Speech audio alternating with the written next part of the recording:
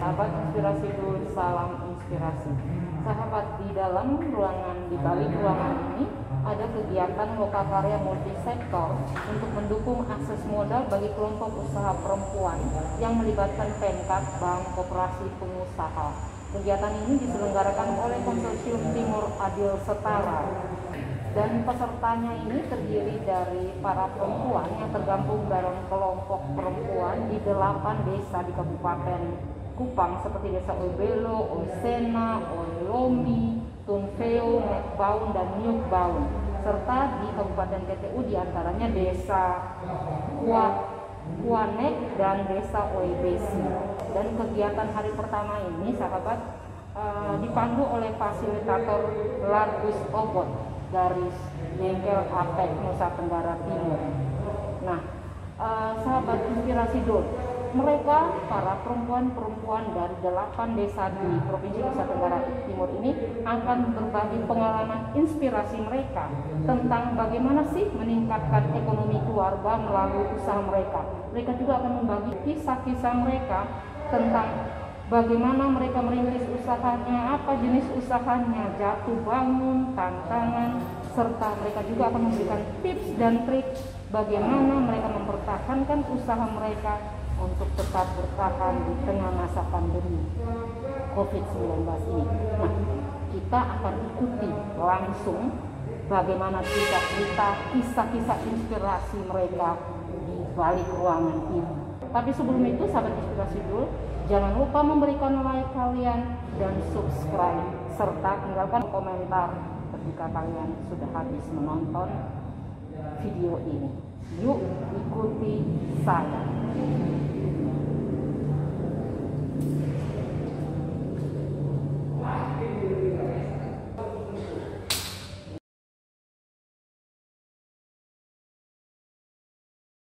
Sebelum kita melalui proses kegiatan ini, atas nama Konsorsium Timur Adil dan Setara NTT, waktu dan tempat saya berikan kesempatan kepada Ibu Rika yang akan mewakili Konsorsium Timur Adil dan Setara NTT untuk menyampaikan beberapa hal dan juga membuka kegiatan kita selama proses 2 hari ke depan. Selamat pagi. Salam sejahtera buat kita semua. Semoga kita semua dalam keadaan sehat dan bahagia dan bisa mengikuti kegiatan ini sepanjang 2 hari. Atas nama konsorsium, saya menyampaikan rasa syukur atas perlindungan Tuhan pada kita semua sehingga kita semua bisa hadir, baik yang di Kupang, juga yang ada di Soe dan juga yang ada di Keva. Semoga teman-teman di Keva dan juga di Soe juga dalam keadaan yang sehat dan bahagia untuk kita sama-sama mengikuti kegiatan ini selama 2 hari. Jadi kegiatan ini didasari oleh latar belakang bahwa pemberdayaan ekonomi adalah pintu masuk bagi keberdayaan perempuan. Dengan berdaya secara ekonomi, maka perempuan akan bisa melakukan berbagai hal. Antara lain mereka bisa mengambil keputusan apa yang terbaik bagi diri dan keluarga dan lingkungannya. Kemudian juga dia dapat hidup mengembangkan kemampuan untuk berusaha, mencari nafkah, dan juga untuk berorganisasi, mengembangkan kepemimpinan yang ada di dalam dirinya dan seterusnya.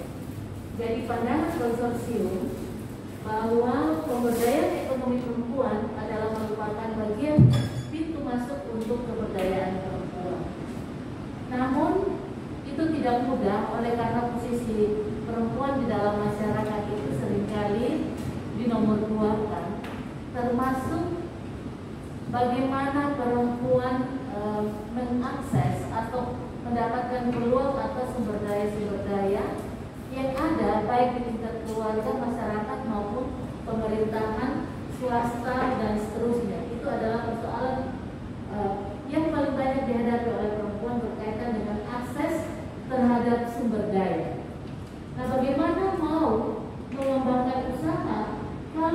perempuan sendiri tidak punya akses atau sumber daya. Yang saya maksud dengan sumber daya ini adalah seperti sumber daya tanah, air, uang tunai, kemudian barang-barang produksi. Untuk mengembangkan usahanya, perempuan juga harus punya uang tunai sebagai modal, juga barang-barang produksi, juga jaringan-jaringan yang akan mendukung usaha-usahanya. Nah, sejauh ini yang menjadi kesulitan yang paling banyak dihadapi oleh perempuan, sehingga perlu untuk kita mendukung kelompok-kelompok perempuan supaya lebih berdaya. Maka kita harus membuka banyak informasi dan juga jaringan kepada perempuan sehingga bisa mengaksesnya. Jadi Lokakarya ini dimaksudkan supaya kelompok-kelompok perempuan yang selama ini berada di dalam pendampingan lembaga-lembaga yang berada dalam konsorsium Timur Adil Setara yang ada di 3 kabupaten, yaitu Kabupaten Kupang, Kabupaten Timur Tengah Selatan, dan Kabupaten Timur Tengah Utara, yang didampingi oleh lembaga-lembaga seperti LBH API, kemudian CIS Timor, kemudian Bengkel APEC, kemudian SSP Sangga Suara Perempuan SOE, dan Koalisi Perempuan Indonesia, dan juga YAPIKU ini mendapatkan banyak informasi berkaitan dengan bagaimana bisa mengakses sumber-sumber daya itu. Apakah sumber daya yang disediakan oleh pemerintah ataukah lewat swasta melalui CSR atau koperasi-koperasi, atau sumber-sumber dana lainnya yang bisa diakses. Jadi untuk 2 hari ini, hari pertama kita akan sama-sama untuk melihat apa sih masalah yang secara khusus dihadapi perempuan dalam mengembangkan usaha-usahanya. Kita mengidentifikasi sama-sama. Kemudian pada hari besok kita akan berdiskusi bersama-sama dengan para narasumber yang akan memberikan informasi berkaitan dengan skema-skema pendanaan seperti apa yang bisa diakses oleh kelompok-kelompok perempuan, dan masalah-masalah umum yang dihadapi oleh perempuan berkaitan dengan persyaratan dan mekanismenya. Itu yang akan kita bahas bersama-sama dengan narasumber yang ada, sehingga kami berharap dari konsorsium bahwa kita dapat memanfaatkan sebaik-baiknya 2 hari pertemuan ini sebagai salah satu cara untuk mengatasi hambatan-hambatan kelompok-kelompok perempuan dalam mengembangkan usahanya. Saya yakin bahwa mama-mama sendiri sudah berusaha semaksimal mungkin, sudah mengembangkan usahanya, namun masih ada saja hambatan-hambatan yang perlu kita hadapi bersama, selesaikan bersama supaya upaya-upaya ini maju. Di sana kita juga sudah lihat ada kelompok yang sudah bawa definisi usaha, ya, ini sesuatu yang baik. Bagi teman-teman yang lain, kalau yang mau bawa juga bisa taruh di situ supaya kita menikmati, merayakan apa yang sudah kita kerjakan. Di atas semuanya ini kita bersyukur bahwa ada kesempatan untuk kita bertemu, namun dalam situasi pandemi COVID kita tetap memperhatikan benar-benar protokol. Ada 3M, itu apa saja? Memakai masker, cuci tangan, ada hand sanitizer, ya, sudah dibahas. Yang ketiga adalah menjaga jarak. Nah, itu yang harus kita penting. Jadi tolong jangan buka masker. Kalau nafas mulai sesak, mungkin keluar sebentar untuk ambil udara segar. Tapi sebaiknya kita saling menjaga untuk supaya kita semua ini aman dan nyaman mengikuti budaya. Terima kasih banyak kepada teman-teman Bengkel APEC dan yang menjadi panitia dalam kegiatan ini, sehingga proses kegiatan kita ini bisa dilaksanakan selama 2 hari berlangsung.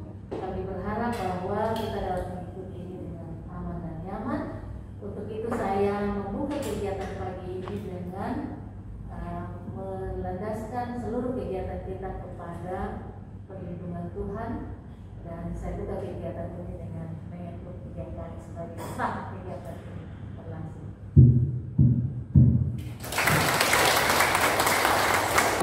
bagaimana kondisi terkini, tantangan, hambatan atau apapun dari masing-masing usaha yang kita sedang geluti, baik secara usaha secara pribadi ataupun secara kelompok. Apa saja tantangannya? Tantangan yang dianggap serius, jadi bukan yang biasa-biasa, tetapi serius yang kita alami, baik secara pribadi maupun secara kelompok. Ya, silakan. Terima kasih. Apa tantangan yang paling serius? Yang pertama, dalam tahun ini usaha pribadi itu karena dampak COVID dan saya usahanya kios, itu sangat menurun omsetnya karena memang kendala kami di desa. Mau dibilang notabene itu satu takut dengan takut, sehingga untuk ke pasar dan ini akhirnya membuat omset penjualan itu berkurang untuk tantangan dalam 1 tahun ini. Tapi yang sebelumnya itu sangat bagus, kios itu sangat menolong. Dan untuk kelompok, tantangan yang untuk kelompok sama juga, sama yang pertama. Dan akhirnya solusi yang kami ambil, kami coba jual secara online. Hasil kami yaitu instan jahe dan martin jagung, tapi itu juga tidak terlalu banyak karena mungkin kondisi ini. Untuk kelompok, kami ada di dalam kelompok forum perempuan. Kami setuju dengan modal ini adalah satu hal yang sangat penting. Contohnya kami dari Desa Ulumin, forum perempuan di Ulumin, yang paling utama adalah modal. Kenapa? Untuk kami menata lebih baik kelompok kami, maka kami harus swadaya murni dari anggota kelompok. Kelompok saya itu ada 30 orang dan kami bikin iuran. Modalnya dari 30 orang itu kami daftar iuran untuk bisa akses modal supaya usaha kami itu bisa berjalan. Satu orang 25.000, satu anggota kelompok itu 20.000. Dan pada akhirnya juga kami kendala. Misalkan kalau pesanannya banyak, itu yang jadi pesanannya banyak. Kadang kami harus surveinya sedikit-sedikit karena sesuai dengan modal kami. Jadi terus apa tindakan ketiga menghadapi tantangan? Ya, contohnya modal, dengan solusinya kami buat swadaya dari perempuan. Dan kalau untuk usaha, misalnya yang usaha yang kami geluti, tantangan kalau sudah seperti yang COVID, kami coba untuk jual online supaya tidak mati, maksudnya tidak terhambat usahanya, tetapi bisa jalan walaupun kecil omsetnya, tapi kami berusaha untuk bisa bertahan dalam kondisi seperti ini. Apa saja tantangan yang dihadapi dalam usaha di dalam kelompok? Kalau di dalam kelompok kami, tantangan yang kami hadapi yaitu menjadi kopi. Makanya kelompok kami itu tidak berjalan. Di dalam kelompok kami itu ada 20 orang, tapi yang aktif itu hanya 5 atau 6 orang untuk saat ini. Tapi sebelum pandemi COVID, kami aktif dan kelompok ini berjalan. Dan mungkin yang kedua, modalnya itu dari kami kelompok atau anggota yang ada di kelompok itu kami swadaya sendiri. Karena kami tidak punya dana, kami swadaya sendiri supaya kelompok ini bisa berjalan dengan usaha bisa. Dan yang ketiga, mungkin solusi yang kami angkat juga yaitu walaupun pandemi seperti ini, tapi kami kelompok pasti kami tetap berjalan walaupun 3-4 orang kami berjalan supaya kelompok ini tetap berjalan. Makanya walaupun COVID, tapi kami juga mengikuti protokol kesehatan. Kami menjaga jarak, mencuci tangan dan memakai masker di dalam kami mengerjakan usaha kami. Dengan berusaha apa saja tantangan yang paling serius dihadapi dalam menjalankan usaha 1 tahun terakhir ini, memang karena pandemi, maka yang kami hadapi adalah 3 tidak bisa melakukan tugas apa-apa. Dan jika apa saja Anda setuju, sangat setuju, karena modal adalah satu-satunya faktor yang dapat menentukan suksesnya usaha kami. Karena dalam kelompok, kenapa saya bilang harus membutuhkan modal? Karena modal yang pernah kami dapati adalah di situ ada simpan pinjam. Ketika pandemi ini kelompok atau anggota tidak mengembalikan, karena ketika kita meminta angsuran, mereka bilang karena pandemi, maklum karena kita sangat membutuhkan dan tidak bisa menyetornya. Tindakan yang ada seperti yang tadi Ibu katakan, bahwa kalau kita mengundang anggota yang ada itu paling yang hadir kami 4 orang, paling banyak itu 4 orang. Tetapi kami tetap berdiskusi karena dalam menghadapi tantangan itu perempuan tidak bisa berdiam diri untuk mati, tetapi harus bangun. Karena di sana juga kami juga menjadi anggota perlindungan anak terpadu berbasis masyarakat untuk dapat memperhatikan kondisi keluarga atau kekerasan perempuan dan anak di sana. Jadi kami tetap berjalan walaupun pandemi, tetap jaga jarak, jaga kesehatan dan melakukan tugas tersebut. Terjadinya kevakuman usaha baik secara individu maupun secara kelompok. Tapi ada juga teman-teman tadi itu yang mengungkapkan soal kami tidak pasrah dengan keadaan itu. Kita melakukan pendekatan secara swadayaan, penjualan online, ya. Karena kalau kita pasrah dengan situasi pandemi ini, mau apa coba? Kita ikut libur terus, kan saja mungkin. Ini penting untuk kita menghadapi ini dengan berbagai macam cara. Begitu. Oke, coba kita ke teman-teman dari Kiva. Yang pertama adalah modal besar.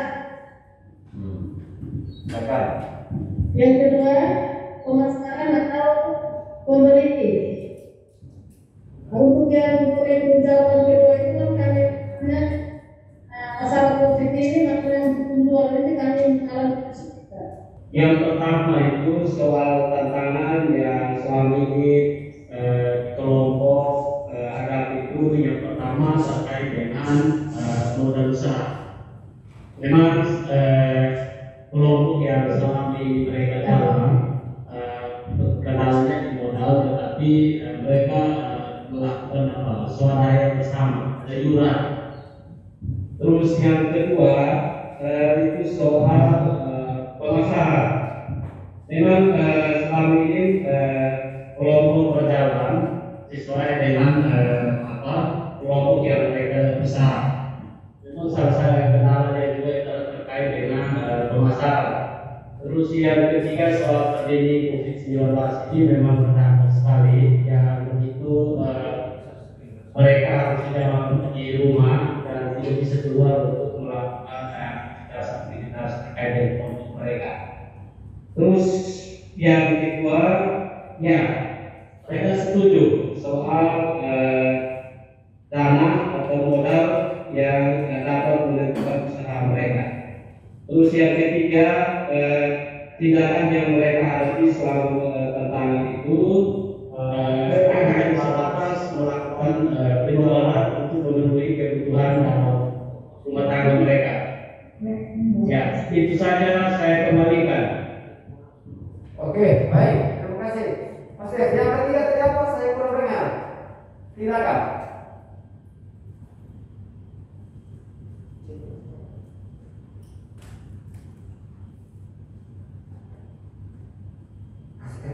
Ya, halo, bagaimana? Yang ketiga tadi apa? Apa tindakan yang dilakukan ketika menghadapi situasi kayak tadi? Kurang jelas tadi kita dengar. Ya, tindakan mereka hadapi ketika Ya, mereka hanya sepakat 2-3 menit saja, dan itu hanya untuk memenuhi kebutuhan yang mereka butuh dalam rumah tangga mereka.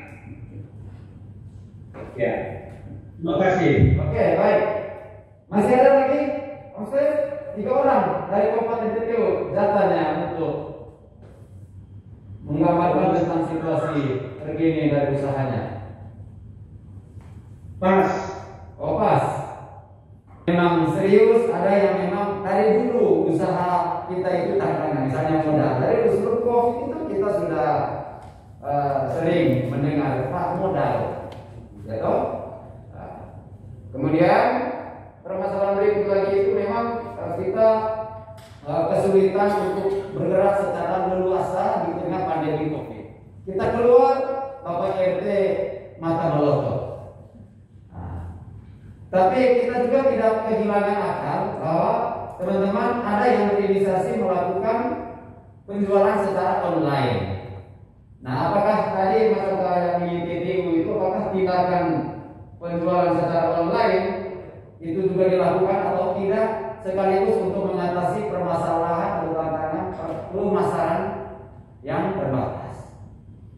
Nah, lalu ada juga kendala lain yang selama ini kita lakukan, bahwa usaha secara berkelompok untuk menghimpun modal melalui iuran, tetapi belakangan macet.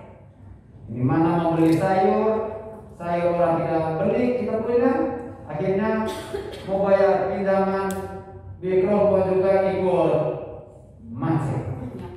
Nah, ini menjadi soal, termasuk arisan mungkin terkendala gitu ya. Saya sendiri juga sudah berapa bulan ini itu tidak bisa dijalan.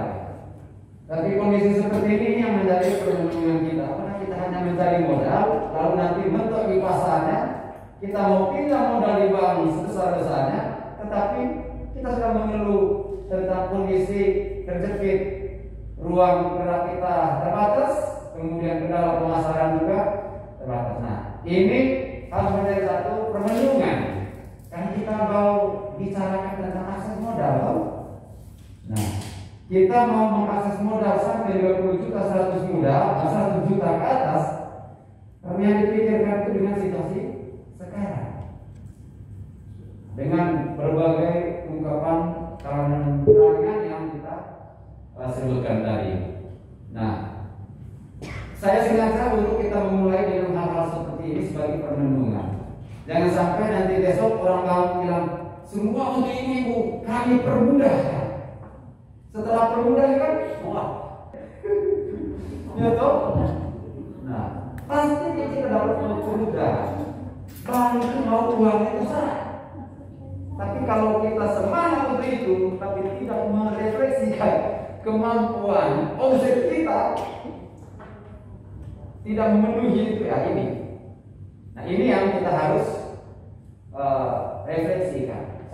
Saya yakin pemerintah ataupun lembaga keuangan itu pasti dia kasih mudah, pasti. Apalagi dengan pemerintah kita sekarang itu mau sangat percaya dengan UMKM, bahwa yang mampu bertahan menggerakkan ekonomi rakyat sekarang itu UKM. Kita ini yang jual sayur, mau COVID atau apa orang tetap butuh sayur. Mau tidak makan sayur, dokter bilang tingkatkan imun dari mana? Dari sayur. Nah, ini adalah yang membuat usaha kita itu akan terus berjalan. Kita refleksi tentang situasi kita, Bapak Mama, sebelum kita memasuki bagaimana kita mengakses modal. Lalu yang berikut, sampai di sini mungkin ada yang mau berkomentar tentang refleksi ini. Sesi ini juga perlu memperkuat refleksi mama-mama terhadap usaha sekarang yang sudah ada. Minimal yang pertama, apakah usaha yang dijalankan itu memang yang direncanakan atau hanya secara kebetulan gitu. Itu harus karena ketika kita bicara soal akses modal itu tuh ada konsekuensi. Jadi kalau direfleksikan hari ini secara baik tentang usaha-usaha dijalankan ini, apakah itu yang memang direncanakan secara baik, yang sudah dipikirkan, yang diidam-idamkan. Memang beta punya passionnya ada di situ, beta punya hobinya di situ, beta punya keahlian ada di situ. Itu yang pertama. Yang kedua, apakah usaha yang dijalankan saat ini itu memang dilakukan secara serius, secara kontinu, ataukah pokoknya kalau beta suka, nah beta jalan, soalnya nah beta tiru-tiru gitu. Yang berikut, apakah usaha yang dijalankan itu memang itu sudah skala prioritas, atau hanya mau aja mumpung begitu? Ya mumpung musim hujan ada sayur di kebun beta jual, maka mengapa saya ini adalah punya usaha menjual sayur? Padahal sebenarnya hanya karena tumbuh liar di sana ada yang tumbuh kita jual begitu. Berarti itu kan bukan direncanakan. Lalu yang berikut, apakah usaha yang kita geluti saat ini memang itu sudah disesuaikan dengan waktu yang kita punya? Kita punya waktu itu setiap 3 hari itu kita masih kerja, misalnya menjahit atau menenun, itu diatur secara peta, bukan hanya sekedar kapan-kapan kita mau kerja, kok kita kerja, bukan. Lalu yang berikut itu soal modal tadi. Yang namanya orang berusaha itu memang modal itu bukan satu-satunya, tapi perencanaan itu menjadi penting. Perencanaan itu menjadi sangat penting. Modal itu kemudian jangan sampai orang besok bilang, oke, saya kasih kamu uang itu 50 juta, bingung mau buat apa, karena soalnya ada perencanaan, soalnya punya kapasitas, keterampilan dan lain sebagainya, itu harus dipikirkan. Lalu kemudian itu adalah itu berkaitan dengan tenaga. Kalau kerja sendiri ya kita jangan nafsu mau kerja 50 juta misalnya, itu juga soal begitu. Lalu kemudian itu betul-betul kegiatan ini memang kalau kita omong itu lebih baik kegiatan kalau yang serius ini kegiatan dilakukan secara individu, walaupun kita dalam kelompok toh. Nah, kalau kegiatan yang secara individu itu harusnya juga berkontribusi terhadap kelompok, karena yang kita kenal ini adalah kelompok-kelompok. Apalagi ketika kita mengakses modal dari luar, yang harus kenal itu nanti kelompok. Jadi 10 orang akan dihitung, misalnya modalnya 10 juta, berarti 1 orang dapat berapa? Nanti ada masalah di sana yang ini adalah kelompok, bukan masing-masing, bukan ini mama siapa, bukan. Dan dia akan terbawa lagi karena ini difasilitasi oleh kita yang ada di konsorsium, maka kita punya nama juga akan terbawa ke sana. Ya begitu. Jaminannya apa begitu? Jadi saya kira ini harus dipetakan secara. Pertanyaan sederhana, mama-mama ini mampu bekerja dengan kapasitas yang seperti apa? Itu juga berkaitan dengan akses modal sebesar apa yang kita akan butuhkan besok. Kita punya kapasitas ini, kita punya keterampilan passionnya. Kalau tadi saya catat ada marmin jagung, ini tenun ikan, ayam, PCO, apa segala macam itu. Coba refleksikan, betulkah memang passion itu di situ atau bukan? Atau sebenarnya ini sebenarnya lebih pas nih kerja yang begini. Nah ini juga soal usaha, belum lagi kalau kita omong soal peluang pasar. Peluang pasar seperti apa dari misalnya marmin jagung ini kira-kira menurut mama peluang pasar itu seperti apa? Mau di lokal saja kah, atau misalnya luar desa, ataukah tinggal kabupaten kota dan segala macamnya, sehingga kita butuh modal untuk pengembangannya. Jangan atau hanya buat marmin jagung, kita berharap bahwa kalau ini masih modal pribadi, resikonya lebih kecil. Swadaya tadi, memang saya dengar tadi kan hampir semua itu modal swadaya ya, itu modal sendiri. Ketika kita mendapat suntikan modal dari luar, dia punya resiko itu berbeda. Ketika kita gagal, tidak punya perencanaan yang cukup, itu dia punya resiko itu lebih berat. Tapi kalau kita gagal modal sendiri, ya sudah susah sendiri gitu. Tapi kalau sampai kita mengakses modal dari luar, betul-betul perencanaan ini harus direncanakan secara baik. Ini terutama dari saya mulai saya kembali. Oke, baik. Terima kasih.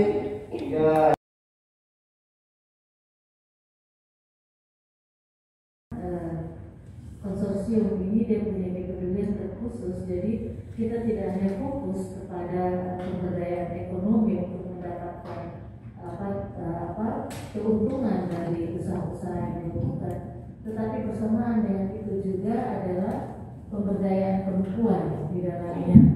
Sehingga analisis gender juga perlu masuk ketika kita memahami apa yang menjadi tantangan.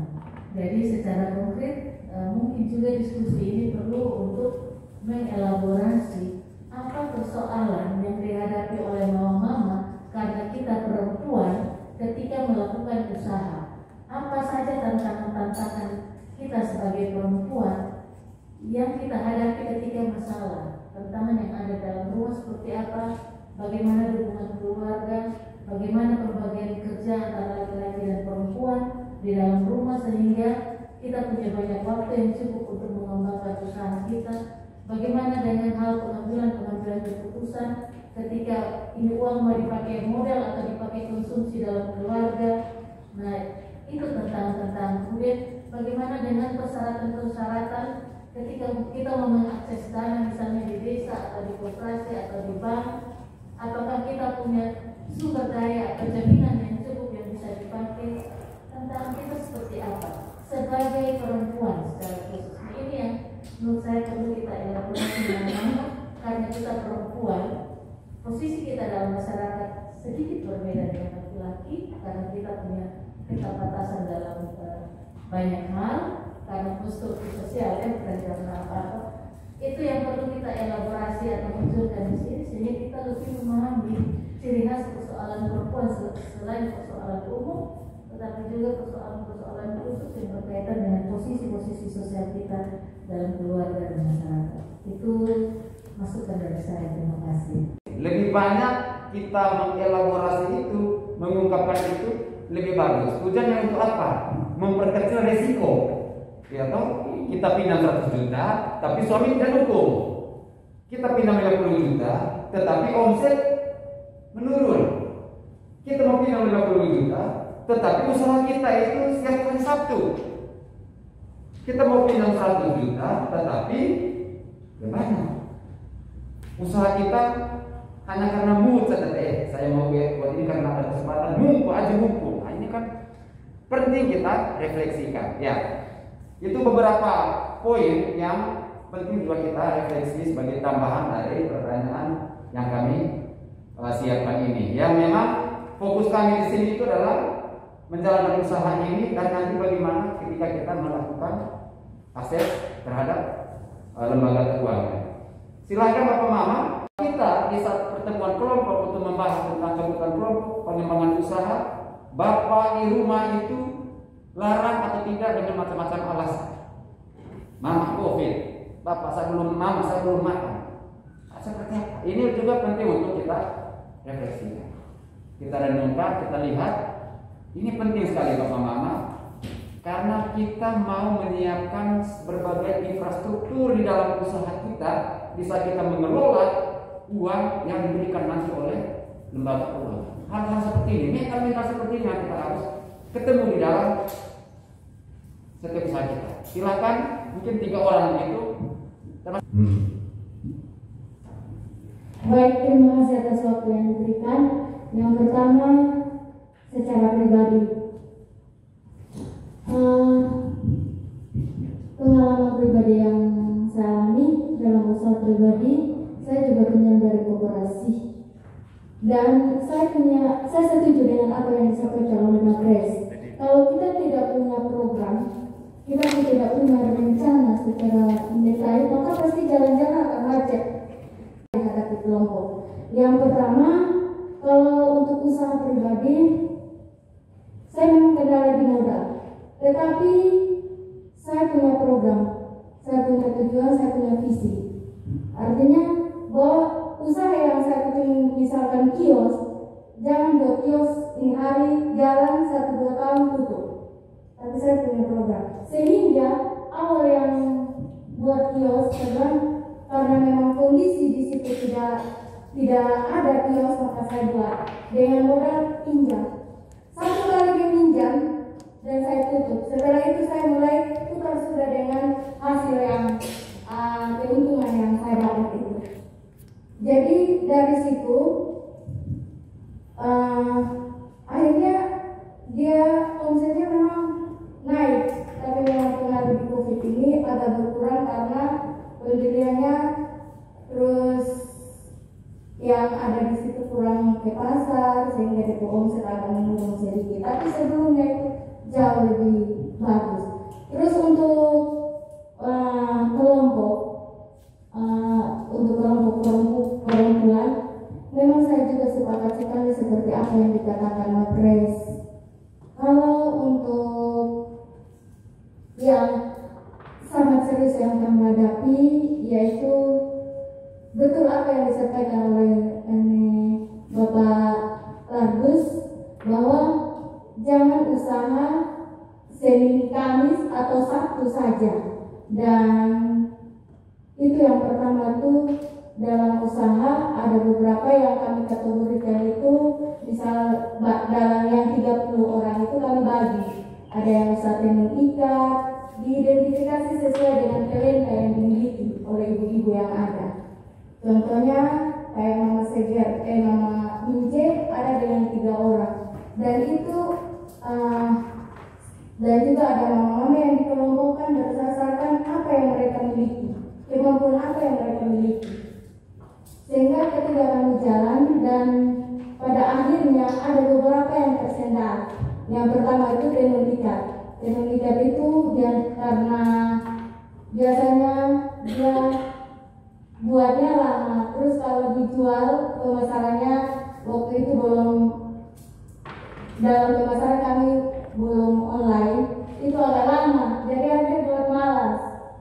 Tapi nanti yang akhir-akhir ini mereka sudah mulai ada semangat untuk bekerja lagi, dan ini memang jadi refleksi bagi kami secara khusus untuk kelompok agar lebih bagus. Maksudnya harus terprogram kerjanya secara kontinu, artinya harus terus menerus, sehingga ketika kita sudah dibantu dengan akses modal, jangan sampai ketika kita diberikan datangnya kelompok terus macet, akhirnya terbawa juga kasihan untuk konsorsiumnya. Jadi ini mungkin salah. Ini bukan kasihan konsorsiumnya, tapi usahanya kan berjalan selama ini aktif terus tidak setiap tercatat kegiatan usaha bersama itu.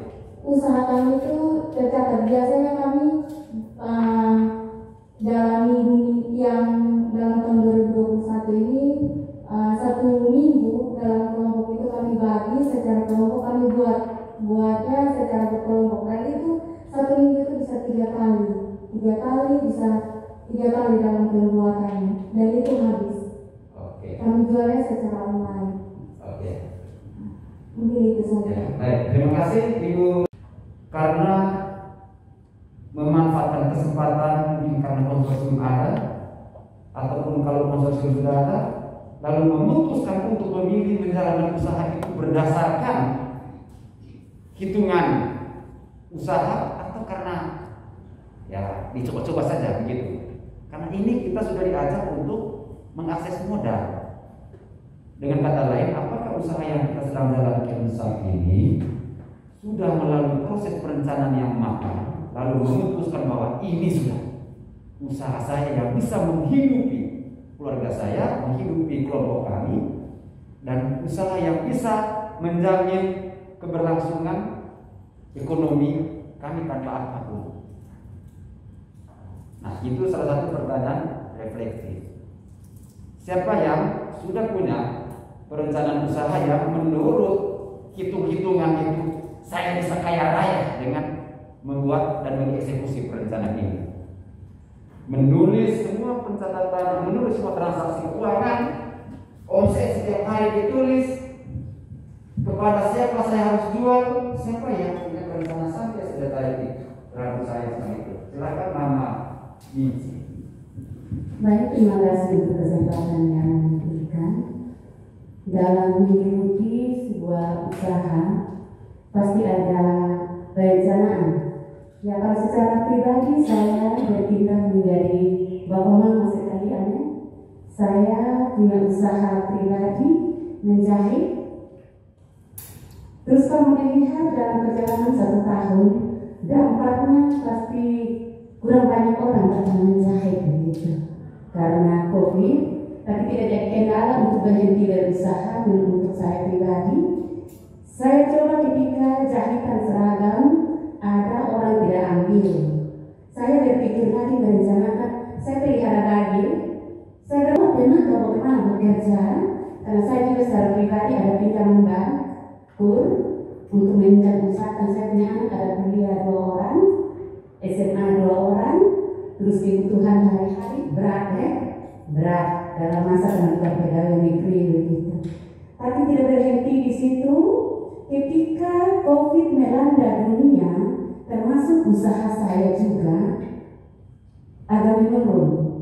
Saya lari pelihara lagi. Tapi dalam perjalanan 1 tahun ini, ya luar biasa, puji Tuhan, bisa bayar uang kuliah anak-anak, tidak sampai macet sekolah mereka begitu karena pandemi COVID, terus kebutuhan juga bisa terpenuhi. Jadi oleh karena itu kalau menurut saya, untuk serius dalam menjalani satu usaha tergantung sekali kita. Jangan karena ada tawaran modal ramai-ramai untuk pinjam, karena nanti yang menjadi kendala misalnya kelompok. Ya, ini pengalaman karena saya juga terjun di beberapa organisasi arisan keluarga.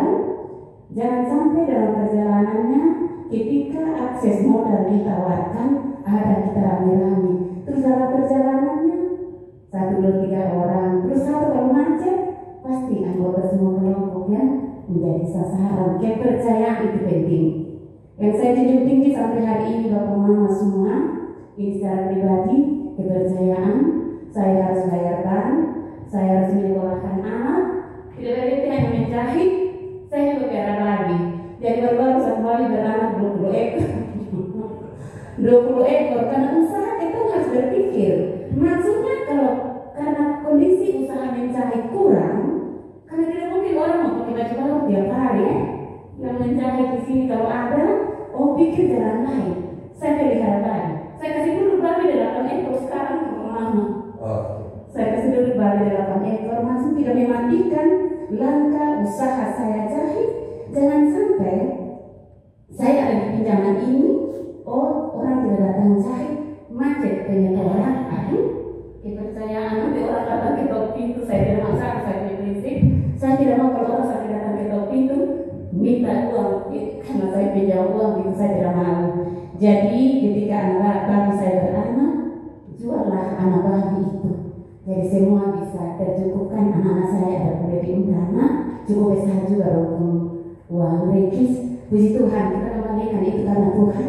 Kalau kita bisa sampai hari ini, untuk esok luar biasa untuk saya, untuk pertemuan lokakarya yang diadakan di Sino di bawah lembaga APEC ini ada konsorsiumnya.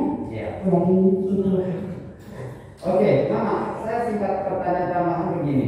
Mama tenun itu jahit, dan kira-kira sampai hari ini sudah berapa banyak lembar? 1000 lembar atau 100 lembar? Ya. Sudah berapa banyak sampai hari ini yang dihasilkan? 100 lebih? Lumayan. Ya, lebih dari 100? Maksudnya kalau per bulan itu kalau biasanya bukan pandemi bisa 3 jutaan ke atas. Mama punya itu masuk dalam kategori apa? Rutin atau jahit? Rutin. Ya. Kalau pelihara babi itu sudah berapa lama dan kira-kira sudah berapa ratus juta sampai hari ini hasilnya? Ya tidak sampai ratusan. Ya, 500, 550. Tidak sampai lah begitu. Maksudnya bisa pakai anak tadi beranak, anaknya itu dijual begitu untuk masuk. Itu terus menerus? Iya, 3 bulan. Kalau dia sudah minta kasih ya. Terima kasih Mak. Itu untuk mengkonfirmasi apakah usaha kita ini Senin Kamis atau continue gitu ya, berlanjutan kita. Terus itu biar bagi itu Mama punya atau Bapak punya? Saya punya sendiri. Mama istri punya. Apa bantunya apa? Bantu siram kandang atau memang itu Mama Agung? Mohon maaf, suami saya berada. Oh iya. Kan saya punya anak, maunya saya manfaatkan anak-anak saja. Ya, keluarga lain, anak dan siapapun begitu dalam rumah bantu atau Mama sendiri urus? Saya sendiri dengan anak-anak. Oh, Mama sendiri dengan anak. Oke. Terima kasih atas waktu dan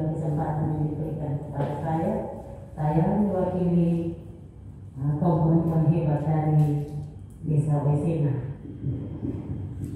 Selain saya sebagai ketua desa, saya juga dipercayakan menjadi ketua kelompok Ainan Pen, ketua kelompok Penunggika.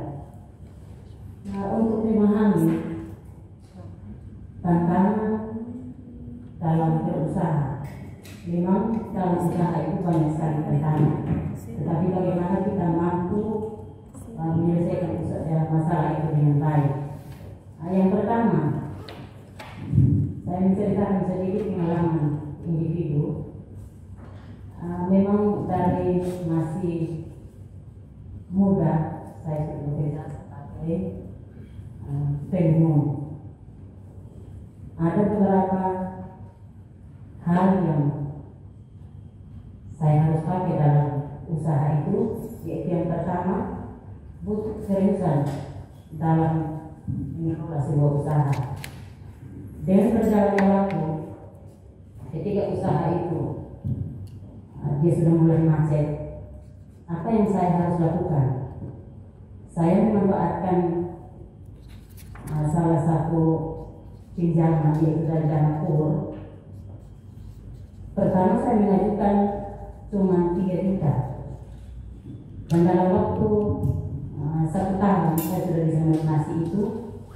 Dan kemudian tahun berikut ditawarkan lagi untuk kalau bisa pertama itu dikasih naik. Saya kasih naik minta 5 juta. Dan modal itu dipakai untuk mengelola usaha dalam manajemen ini. Di rumah ada sedikit kain-kain yang ditampung, itu menyangkut dengan hasil-hasil dari kelompok juga. Saya tampung di situ untuk dijual secara dengan menggunakan media sosial. Dan yang berikut bukan mempromosikan bagaimana ini dari Bank NTT ini mampu, bukan dari Bank BRI ini mampu menjadi salah satu usaha yang baik bagi mama-mama. Yang pertama, Bank NTT, Bank BRI sendiri mengajukan dana kur ini sebagai salah satu usaha yang baik. Tapi bagaimana untuk mampu mengelola itu dengan baik pula? Banyak yang sudah terjadi di desa kami yang memakai dana kur dari Bank BRI ini. Mungkin itu saja yang dapat saya sampaikan. Terima kasih.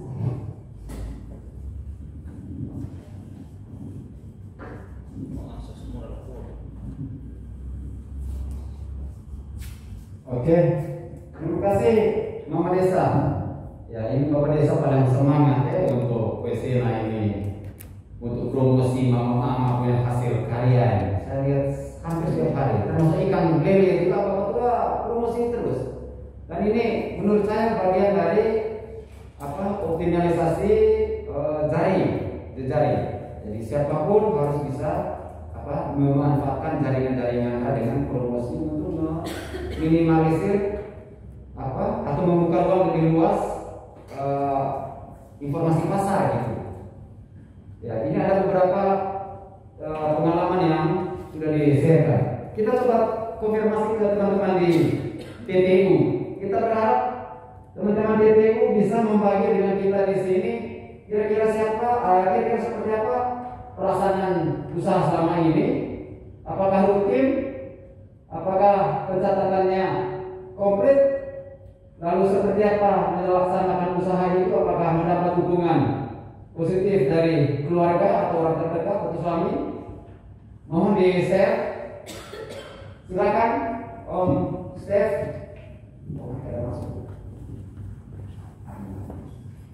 Ya, berarti saya harus membayar karena saya harus ambil ilmu. Ya, bisa bayar itu bisa dikonversi sebagai pendapatan tambahan dari usaha kita. Itu contoh. Lalu berikut komponennya sumber daya utama. Sumber daya utama itu adalah segala sesuatu yang paling dibutuhkan agar bisnis bisa berjalan seperti tenaga kerja, mesin atau peralatan, bahan baku ataupun bangunan. Nah, itu sumber daya utama. Kira-kira apa? Nah, jangan sampai terjebak kita belum mulai usaha, kita sudah lebih dahulu bangun tembok gedung besar. Dan kita menganggap bahwa gedung itu saya butuh pengaruh, saya bintang 100 juta untuk bangun gedung usaha. Begitu gedungnya sudah bangun, usahanya tidak jalan. Nah, ini hati-hati. Meskipun kita menempatkan sumber daya utama itu adalah bangunan.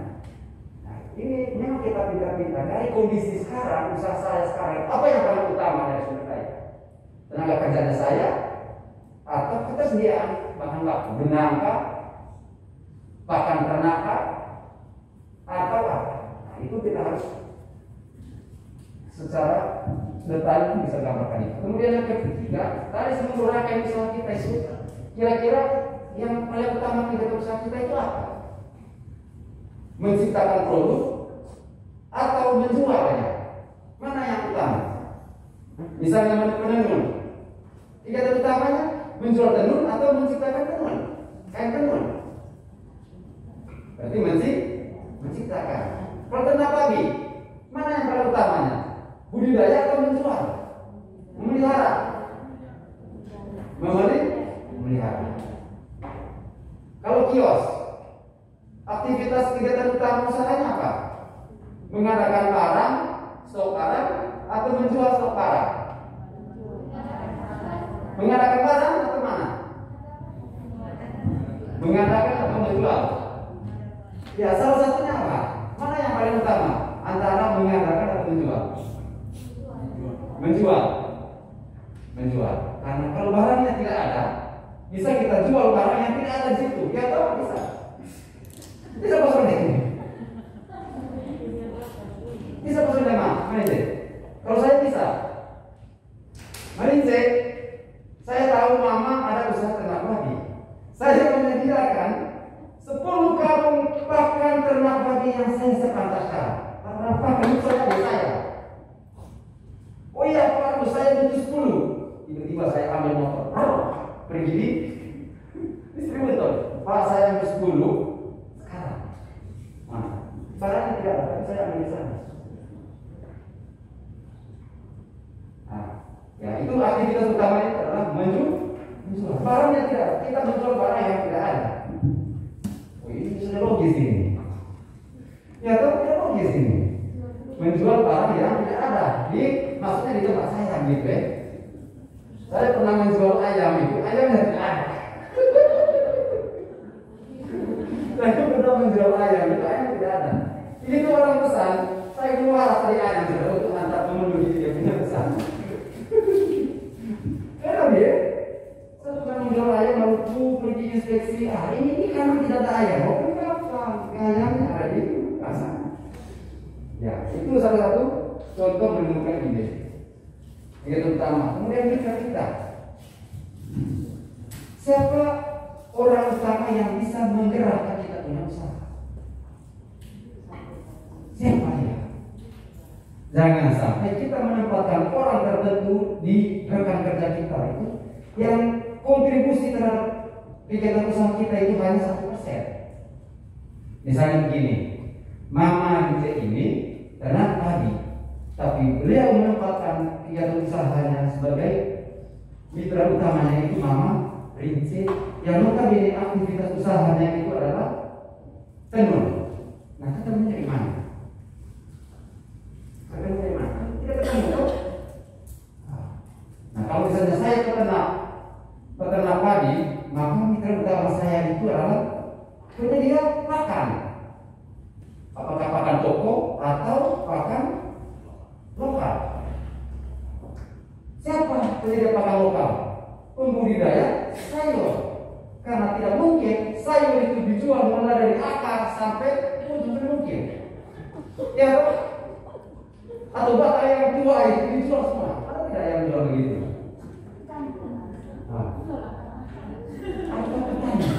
Ya. Lalu yang terakhir itu adalah komponen TBC yang kita lihat itu adalah struktur biaya. Memakan.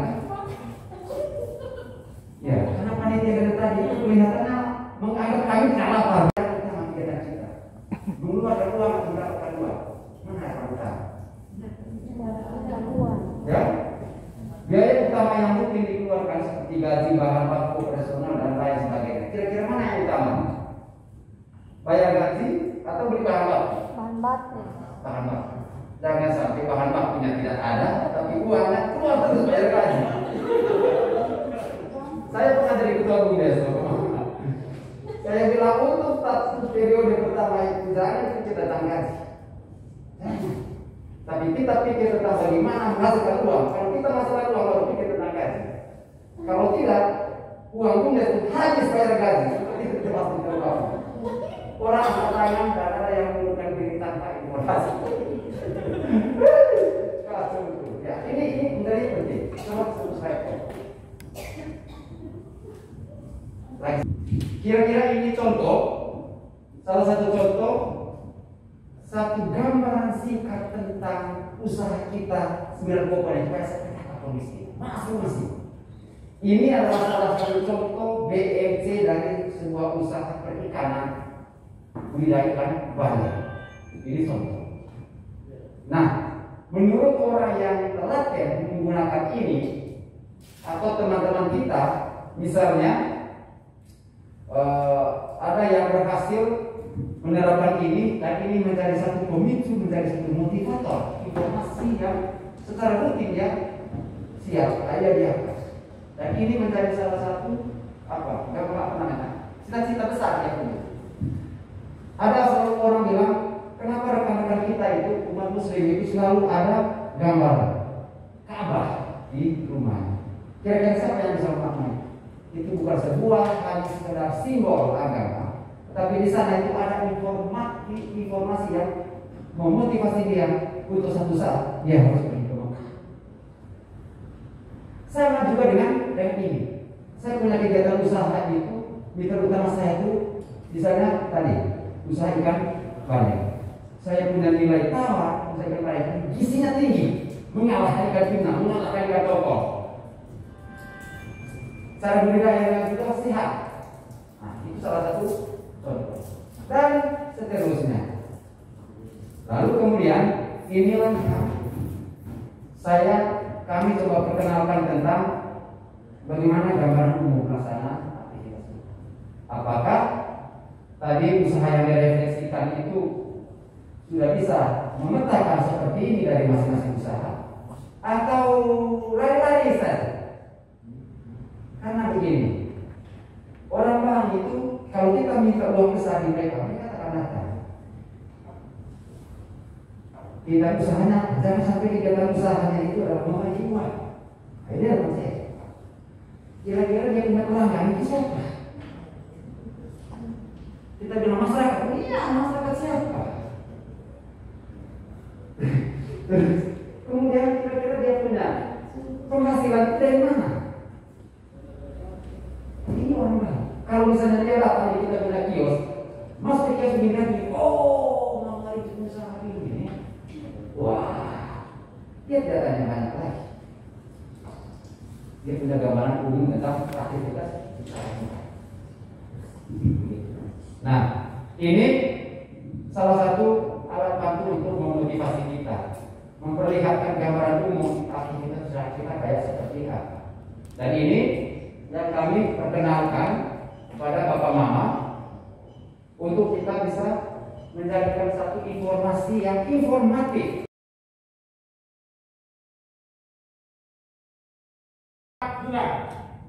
Di Koperasi Swastisari ada juga, ya, ada juga kredit di sana. Di pemerintah ada, pemerintah provinsi melalui dinas koperasi ada. Ada yang namanya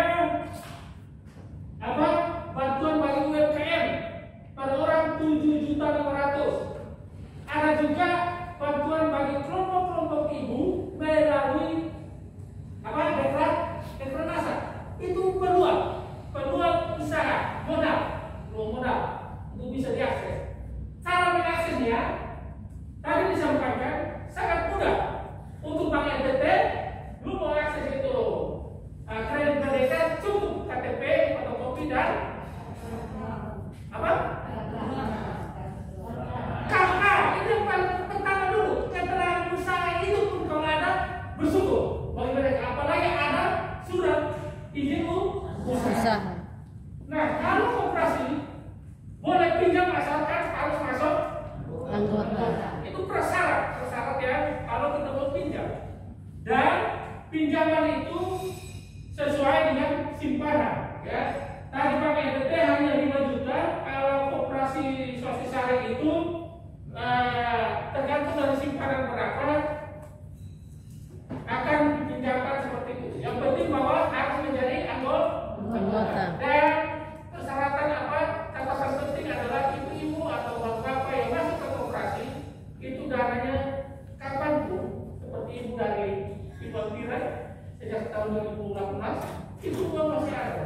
tidak pilih sudah. Beliau bilang begitu. Jadi ada semacam mempermudah, ya mempermudah. Nah, selalu ada urusan administrasi yang kita siapkan, ada pendekatan soal semangat, nilai, roh dari usaha itu. Apa yang mau tekankan? Pertama, apa? Jujur. Itu yang ditekankan, jujur. Jujur itu dalam bahasa tadi pakai KTP itu apa? Komitmen terhadap diri sendiri, komitmen terhadap usaha sendiri yang sudah dikembangkan. Kalau meminjam uang atau akses kredit terhadap usaha itu bukan untuk belanja di pasar atau belanja di rokok, belanja di pesta, belanja di itu mereka Shopee. Jujur terhadap diri sendiri dulu, jangan jujur terhadap orang lain, terhadap diri sendiri. Bahwa kalau sudah punya komitmen untuk berusaha, pinjam untuk kembangkan usaha itu, bukan untuk belanja hal yang lain. Yang kedua apa? Selain jujur, disiplin. Disiplin apa? Tadi yang mereka sampaikan.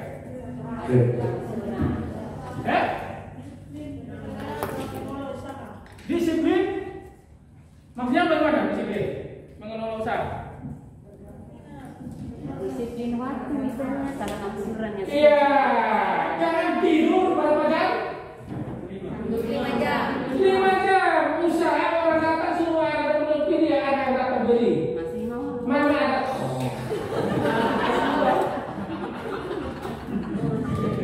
Ayam dokter kan. Ya. Jadi itu juga apa tadi? Yang bilang? Yang tadi disiplin. Jadi ini sebenarnya aksesnya sudah dapat. Sekarang bagaimana disiplin untuk mengembangkan usaha supaya jangan macet karena kita masih ada pinjaman. Lebih dari disiplin itu akan melahirkan apa tadi?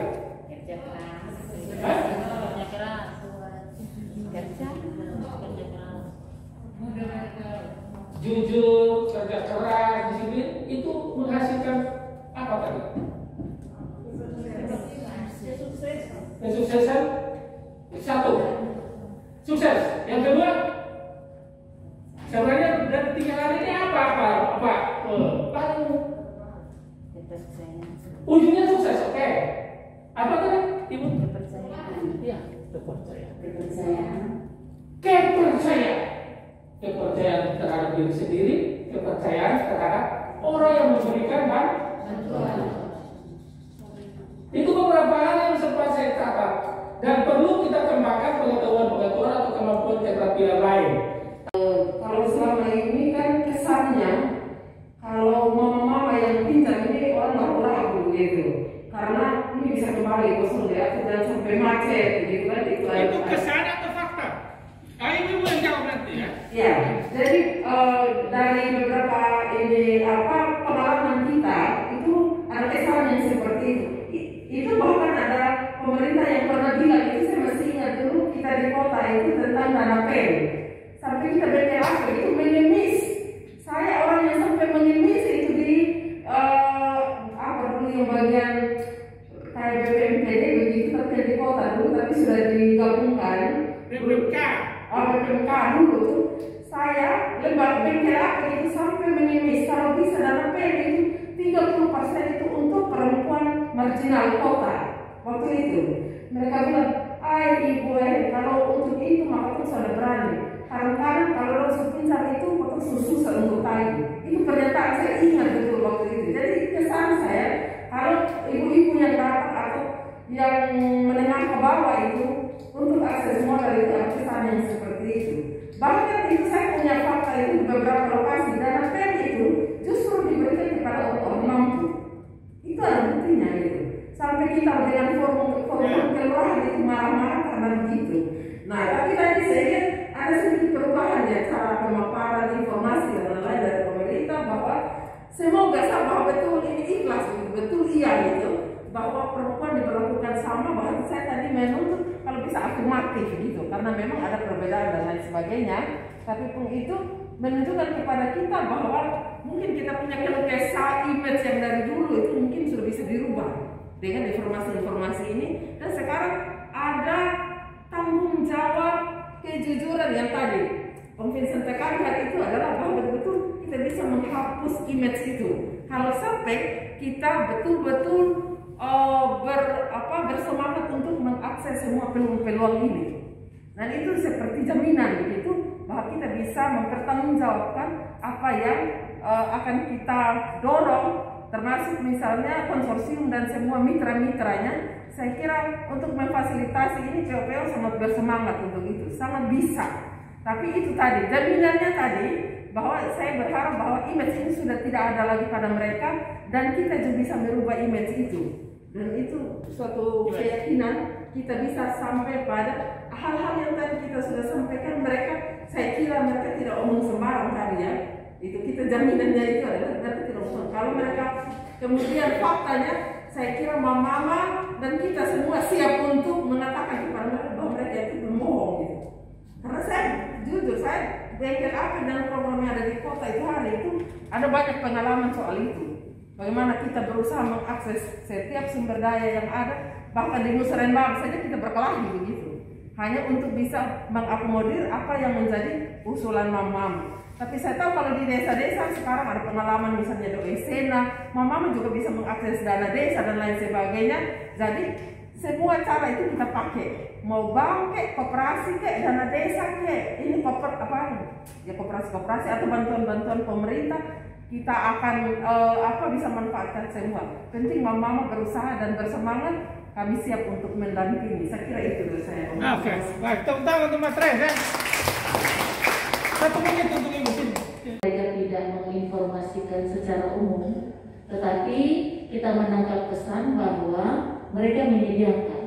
Jadi jenis hibah itu tidak bersifat umum, tetapi bersifat kebutuhan-kebutuhan memang minat dan punya kemauan yang keras, misalnya untuk membuat sepatu atau tas-tas berbahan tenun dan itu. Jadi saya melihat bahwa ada kemungkinan kalau mama juga mampu, kalau sudah mampu untuk bikin proposal, yaitu menuliskan apa yang menjadi kebutuhan, itu bisa dimasukkan dan ada kemungkinan itu. Jadi bukan hanya mesin jahit, tapi mungkin barang-barang produksi yang lain yang bisa didapatkan dari lembaga-lembaga ini, misalnya dari bank dan seterusnya.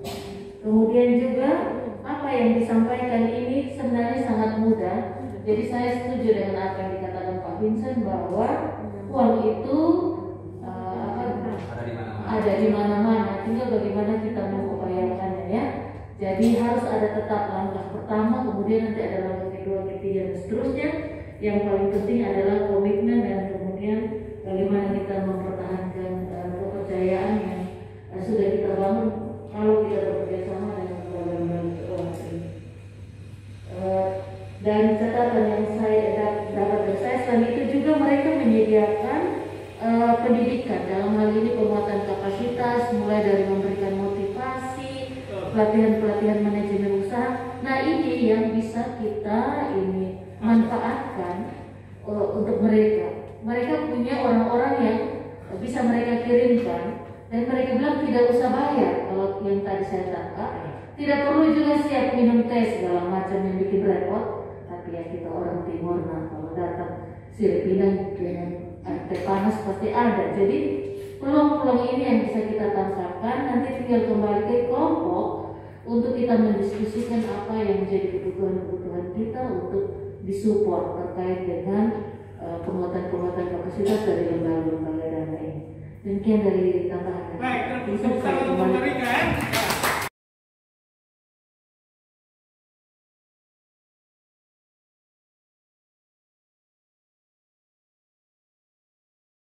Untuk memandu proses kita selama 2 hari ini dan dibantu oleh Pak Primus Nahak. Kita secara singkat memperkenalkan diri. Saya nama lengkapnya itu Largus Ogot. Largus Ogot, dan di bengkel AP, saya staf bengkel AP secara khusus saya menangani media publikasi Bengkel Aktif, website dan lain-lain sampai di YouTube. Ya, saya sendiri nama lengkap Primus Nahat sesuai KTP, akta lahir dan sejumlah dokumen. Di Bengkel Aktif saya dikenal sebagai Mizu. Ada sejumlah mamang di sini yang tidak asing, orang-orang yang tamu dia tahu.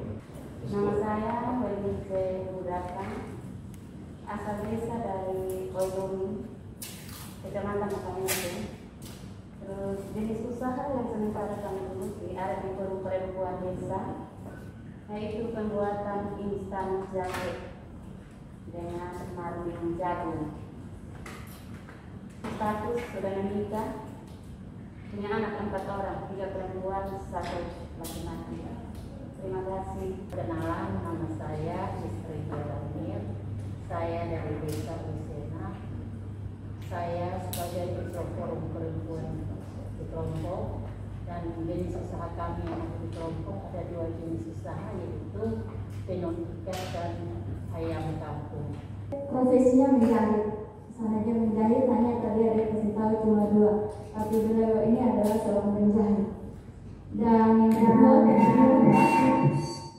tenun ikat, dan yang ketiga itu ada di catering yang saat ini kami geluti, yaitu instan jahe, margin jagung, dan kalau ada perkenalkan, nama saya Hendra Pamonatu, biasa dipanggil Hendra, asal dari Desa Udelo dan dalam perempuan sebagai CEO. Perempuan kami memang ada usaha, yaitu pembuatan VCO.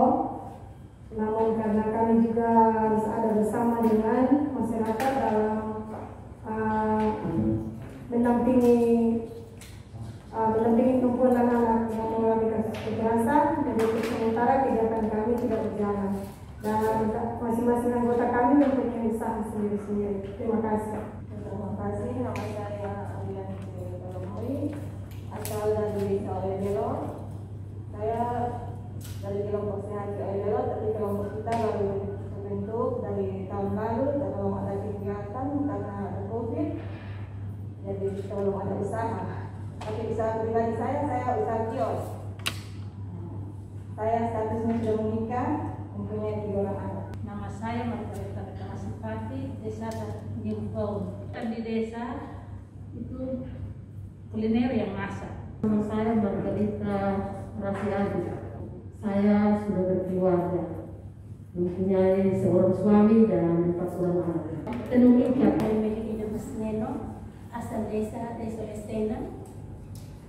Kalau di kelompok kami saya sebagai bendahara 2, dan di dalam kelompok kami usahanya tenun ikat dengan perkembangan ayam kampung.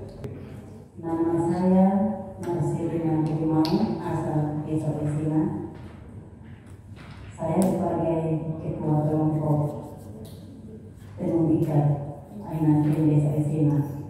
Selain itu, di kelompok kami juga ada kegiatan menjahit, dan puji Tuhan sampai dengan saat ini saya juga sering diminta menjadi narasumber untuk pelatihan pewarnaan alam.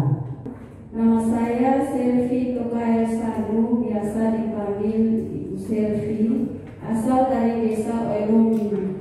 Kegiatan yang kami lakukan selama ini yaitu pembuatan instan jahe, margin jagung, sama tenun ikat. Nama saya Febri ini, nama panggilan Atta. Saya dari kelompok kasih Desa UPU. Kegiatan yang sekarang kami lakukan bisa mencapai usaha pribadi saya, usaha salon. Nama saya Mak Herlin Neno Perkas, asal Desa Nipong, kelompok yang kami Nipong, kelompok menjahit Desa Nipong. Kami kelompok selama ini berjalan dari tahun lalu, mulai dari corona itu agak senggang. Nama saya Ruth Floriana Kiki, asal Desa Oilelo. Di kelompok saya sebagai ketua forum.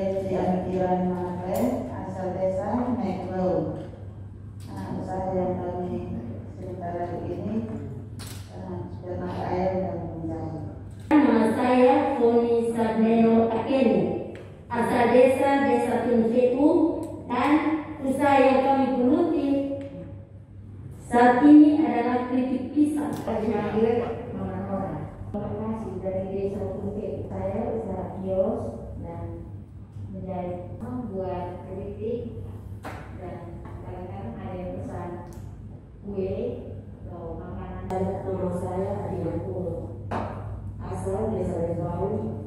Saya sebagai ketua kelompok TNI.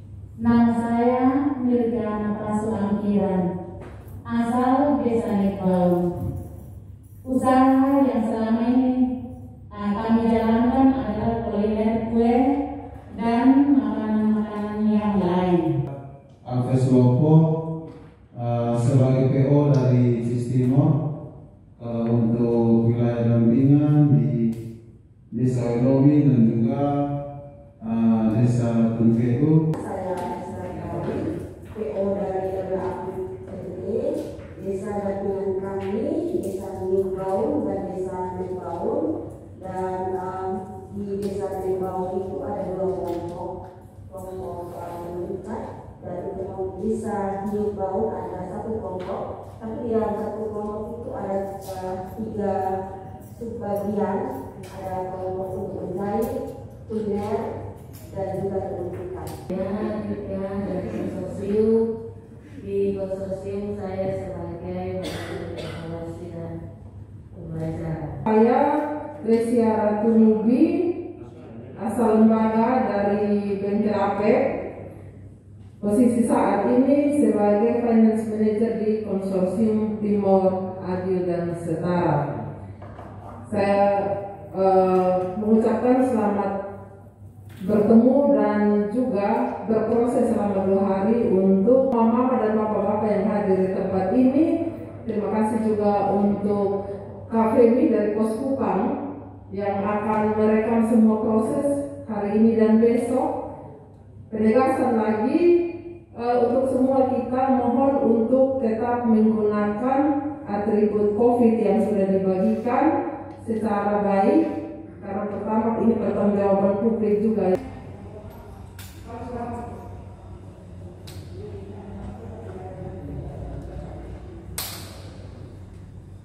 Nah, sahabat Inspirasi Dul, kalian sudah mendengarkan cerita inspirasi dari para mama-mama, ibu-ibu kelompok perempuan yang ada di 8 desa di Kabupaten Kupang dan di Kabupaten Timur Tengah Selatan.